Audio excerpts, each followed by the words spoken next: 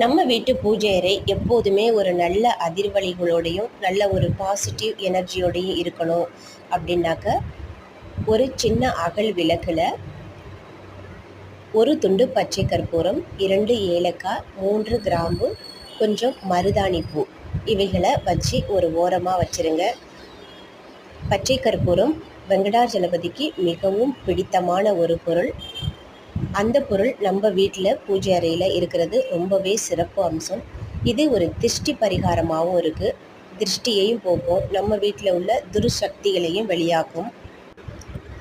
சனிக்கிழமைகளில் பச்சை கற்பூரத்தை ஒரு சிறிய தட்டில் வச்சுட்டு நிலைவாசப்படிக்கு பக்கத்தில் வச்சுருங்க. ஞாயிற்றுக்கிழமை பொழுதும் அது இருக்கட்டும். திங்கக்கிழமை அதை எடுத்து தண்ணியில் கரைச்சி நம்ம வீடு ஃபுல்லாக தெளித்து விடுங்க. இதனால் நம்ம வீட்டில் உள்ள கெட்ட சக்திகள் வெளியாகும்.